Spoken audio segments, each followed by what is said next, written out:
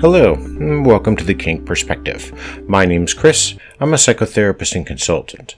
On today's episode, I want to talk about something that BDSM, the lifestyle, the fetish community is not.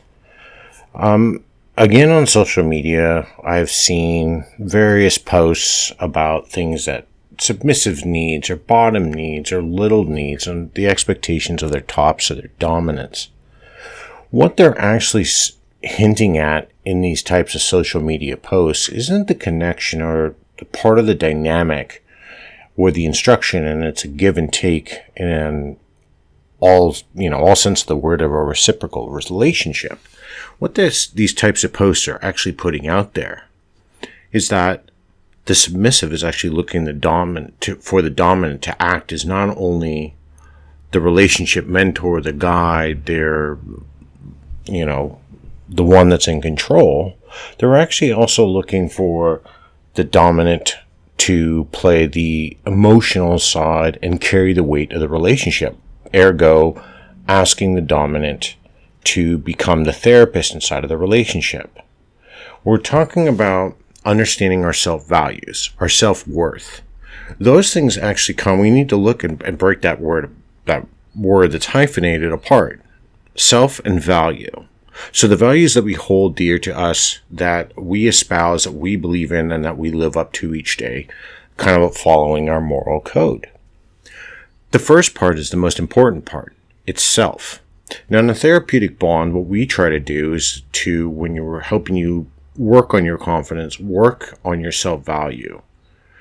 When we do this alliance with you and we start to build you up and help you find your path that sets you to the place you want to be in a relationship, in your job, in your education, with your family, so on and so forth. That's what we're there to do. We're there to help you if you have clinical needs and so on and so forth. But we're trained people. This is our profession. Somebody coming into side of a relationship where one half of that relationship is now is becoming dependent on the affirmations, requiring constant and consistent validation for everything they do, marking up all of their emotional needs. The submissive is now looking for the dominant to be the one that fulfills their happiness, that takes care of them when they're sad. This is a dream. And this is also quite destructive when you follow this path and start thinking this way, that okay, so I'm going to be with a dominant and he is going to be my everything. Well, let me clue you in on something. No relationship should be your ever and all fulfilling thing. In a recent conversation with a client, we were discussing the fact that one person, it takes a village to raise a person.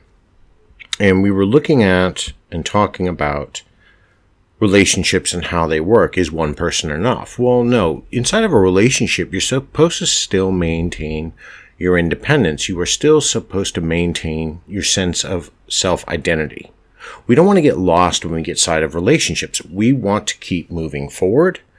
Although we're moving together forward with somebody that we have shared values and shared interests and shared goals with, we also are not giving up that side of ourselves. For example, like I love fish. My partner doesn't. That's fine. I like to play poker, maybe go watch a soccer game. That doesn't have an interest for the person I'm with, and that's not a big deal. We can do our things independently, but still have shared long-term values. What neither one of us are reliant on is the fact that we need each other for every waking moment. That's why we also have friends to talk about this. Now, don't get me wrong, we need to communicate. But a relationship, too, is not some sounding board where every single thought that starts crossing your head that we need to tell the person that we're with. We have to also find a way that when some of these thoughts are coming into our mind, are they something that have... And don't get me wrong, because I know it's going to sound like, oh, well, you're telling us not to communicate inside of a relationship. That's not what I'm talking about. When you're bringing up inane things because your day is now so wrapped around this one person, and they've become, you've made them into your entire world, there is nothing for you to bring in from the outside to contribute. You have a fixated need now for them to fulfill your world, to become part of all of your communication, to not only become your lover and your dominant and your best friend. That's a lot of roles for one person to take on, and it's a big ask. And when I kept reading through this post today, little things come up, and I know this person was kind of reposting, and this kind of makes these rounds all the time, that dominants need to make their submissives feel attractive, or do all of these little things. Sure, we can, but it's a dominant's right whether they decide to or not, and that's also a choice that you are going to make when you get inside of your relationship dynamic. You may not want little reminders of romance. That may not be fitting for you. And that's fine. There's nothing absolutely wrong with that whatsoever. But you can't expect somebody else to become that entire world. Again, it becomes too much for one person to do. When you're sad and you're upset, it isn't a dominant's job, regardless of, and I really do hate to break it to you, it's not their job to drop everything to find out why you're upset. Especially in the beginning of a relationship. There's going to be concern, don't get me wrong. You're upset, I'm sorry to hear you've had a rough day. But we're now not there for anybody in a relationship isn't there, especially in the beginning, to dump every emotional problem. You start creating dependency that way. And dependency is considerably unhealthy inside of a relationship. Especially if we haven't figured out that we need someone to give us these affirmations, because that boosts our value, that boosts our self-worth. We want to be told we're pretty or attractive because we need that validation. Well, the whole part of understanding your own self-worth, your own self-validation, is that you have to come within side of yourself and go, you know what, I'm already attractive. That's great that they're telling me, but I don't need the reminder from them to know what I know. It is nice to hear, but it's not necessarily something that I need to hear every waking moment. Another part of this kind of social media thing that I wanted to deconstruct, they were mentioned about, taking pride in the fact that a dominant has or submissive, like it's, some shiny toy. Relish in the fact that that a submissive belongs to us. Well, again, almost a lot of what is coming around here is that we're mixing the way this particular post was worded, you're almost mixing topping with the bottoming, meaning, or bottom, topping from the bottom, meaning the submissive is carrying a more immense power inside of the relationship, and then they are the ones that is dictating what should happen. I've never not known a dominant to walk into a room and not be happy with their submissive, unless they're in some sort of disagreement. And then at that point, there are probably, especially in the arena that I run in, because I run in high protocol circles, there's ways for people to conduct themselves. A lot of what I see online becomes the fantasy of BDSM, the fantasy of the lifestyle, the fantasy of the fetish community, where people see these movies, and then they, or not only just see these movies, but then they see all of these actions, and they read books, and they go, this is what I've got to do. But they have no onus on their own life, so their life might be in chaos, and then they enter the lifestyle and they want somebody else to fix it. And this type of post reinforces that belief, especially when I see the hundreds and hundreds of comments of support for not seeing what this post is. And I see the thousands of people liking it and loving it and just, this is what we need. You don't get inside of a relationship for someone to make you stable. If you're not a stable individual yourself, if you don't understand your own self-value, your self-worth, what your goals are, what you're aspiring to do, getting inside of a relationship isn't going to amplify that. Meaning, it's not going to give you direction. If anything, it's going to amplify the fact that you feel even more isolated, because you're starting to look for answers from someone that doesn't necessarily have the answers for you. This starts to create animosity, it creates resentment, We're starting to ask the questions of, why isn't this person giving to me what I need? This is why be with them. Well, again, if you're coming into the relationship and you're expecting one person to be your world, you're going to end up in a lot of relationships that end quicker than they begin. You can't. And the problem with these types of posts, when I see them and look at the wording, for example, let me read this passage to you. Be stronger than us. Be the one person in our world that won't turn on us or walk away. Well, stronger than us in what sense? Are we talking in an emotional sense? Are we talking in a physical sense or a stability sense? Well, everybody has their moments, and no one is infallible. Everybody makes mistakes. Life happens, and we can't just say, okay, I'm inside of this relationship, nothing bad's going to go wrong ever. You can be the weak one, I'll be the strong one, I'll absorb all of the damage while you can sit there and eat your ice cream. It doesn't work that way.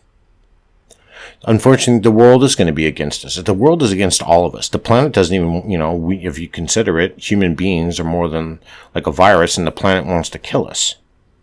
I know the analogy is kind of stretched, but the reality is that sometimes when we're in relationships and we start figuring out that they aren't healthy, just because I made you a promise when we first began that I won't walk away, that 3 months down the line I won't find the relationship toxic and unhealthy and leave. Why would I subject myself to a relationship that's unhealthy just to make you stable? That seems like a counterproductive argument and a counterproductive balance. It also goes against the very premise of a dynamic. And these posts, or this post in particular, very much reeks to me of this whole, I need a safe space. When life becomes scary and confusing, we just want something solid to hold on to, be our anchor. That is actually not a comforting phrase. We have to learn to face the challenges that we experience in the world. We have to learn to deal with those scary moments. We have to learn to deal with times that are confusing and where we don't have the answers, because that's how we learn to problem solve. And that's not only, we don't just learn how to problem solve for our family or our friends or at work. We learn how to problem solve inside of our relationships. So asking someone to be our constant anchor,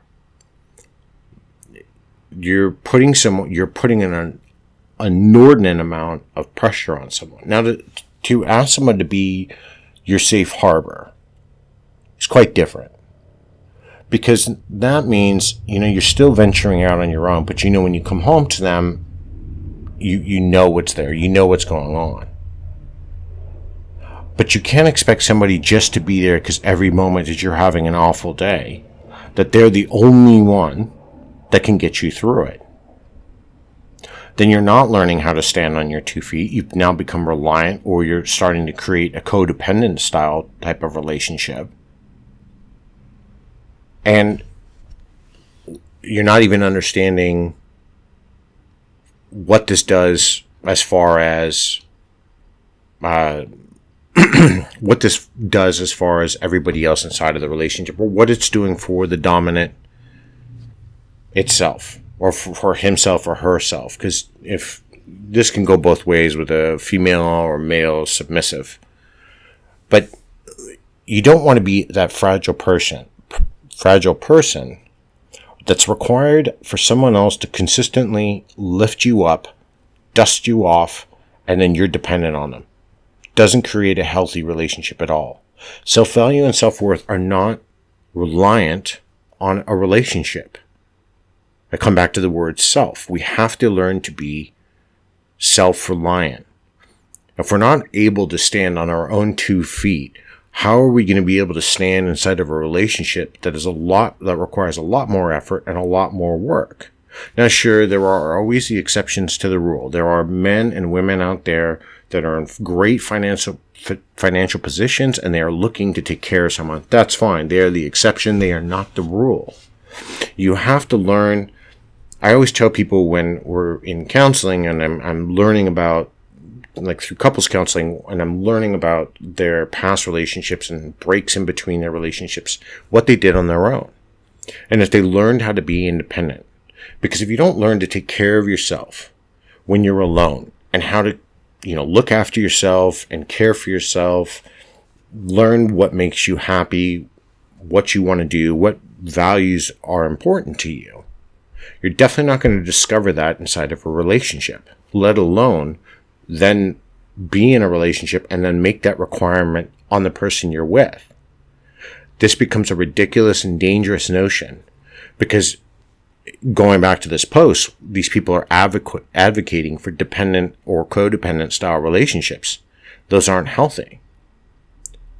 It's great. We all want to have validation on occasion. We want to be noticed. We like to be complimented if we look nice. We're wearing a nice suit, or someone's wearing a nice dress, or their makeup looks great, or, he looks wonderful because he just shaved his face. And that's a great appreciation. You can appreciate someone for that. But when you're talking about becoming an emotional counterweight or a therapist, dominants aren't either. They're neither one of these things.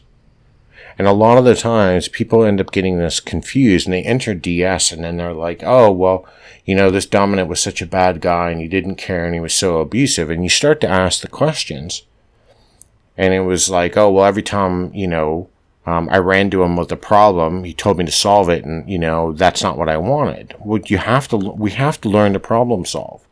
All of this, I need somebody to become my entire world, doesn't help us in our developmental stages at all. It ends up tending to go towards early developmental issues when we're younger, and we now, possibly we come from a home or our parents have divorced, which is 70% of the marriages inside of the United States.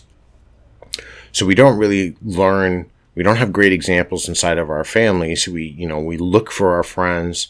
We might even be the type of person that when their conflict arises, we tend to stay out of the conflict because we don't want to offend or hurt anybody. But all of these things, asking dominants to do more than the role that's required, ends up really truly changing the dynamic. You're no longer in a relationship with somebody that you found attractive and you have shared interests with. You've now altered the relationship, and you have made it a quasi-therapeutic stance with them, where they're there to deal with every one of your issues, emotional, physical, or otherwise.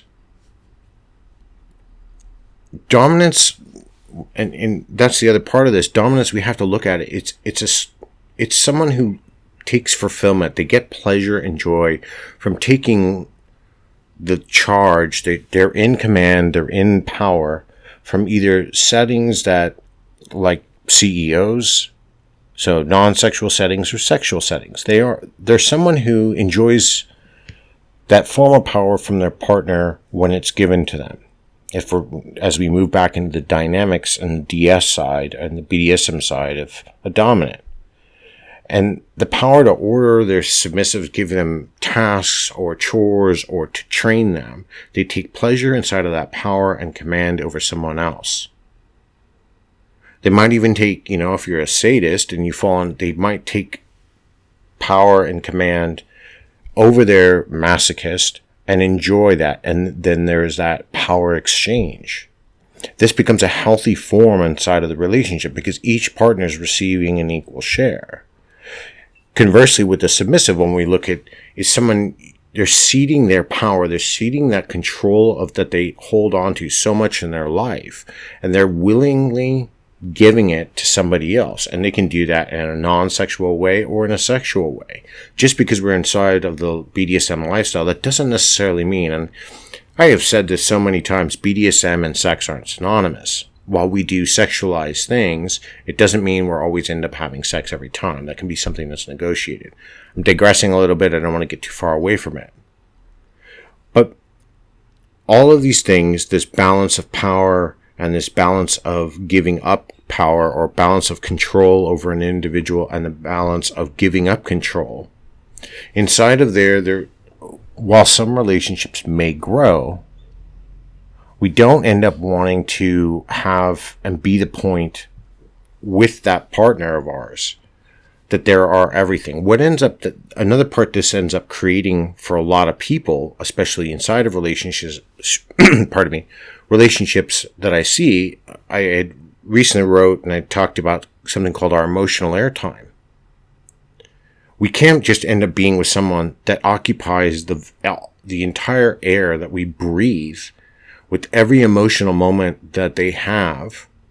So we have no room to concede our own feelings, to talk about how we are feeling, or we're in a literal dogfight to get out what we want to say. But if this post is to be believed, this is what submissives are looking for in a dominant. That's not a relationship I would want to be in. That's not a relationship that I would recommend anyone to be in. That's one-sided. And when you look at a balance of our relationships aren't exactly 50-50. Really healthy relationships, they really run right around 55-45. Someone's always giving just a little bit more than someone's taking. But that's healthy. You know, getting into 60-40, 65-35, the balance is still pretty good there. When we start climbing out of that range, and we start finding ourselves in the 70, 80, 90% category, there's a huge relationship imbalance. If I'm not getting my moments in time to talk about how I feel, and I'm constantly caring about someone else, and I'm constantly worrying about their financial problems or their fights with their friends, and I've got no release of my own, we're also going to end up spiraling the relationship into a depressionary state, causing copious amounts of anxiety and stress. We might bring on, if somebody else has, we could bring on chemical dependencies. But while submissives go through their emotional roller coasters, it doesn't mean that dominants don't either. You can't bring and request or require in a relationship that every one of your needs is fulfilled by a dominant. You will never have, in my opinion, a healthy or productive relationship that will go and last the course of time.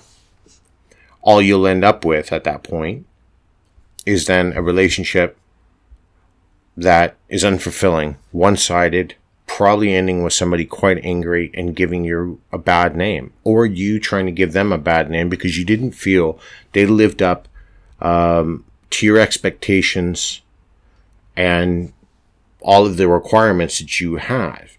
And no one's going to be able to do that. No one can do that. No one, I'm going to say this again, no one can be your everything. So please, for the sake of the community, stop passing the notion around that a dominant fulfills all the needs, emotional and otherwise, for a submissive. It's at least something we have to start considering, especially, again, when we see these types of posts. And there was quite a bit of,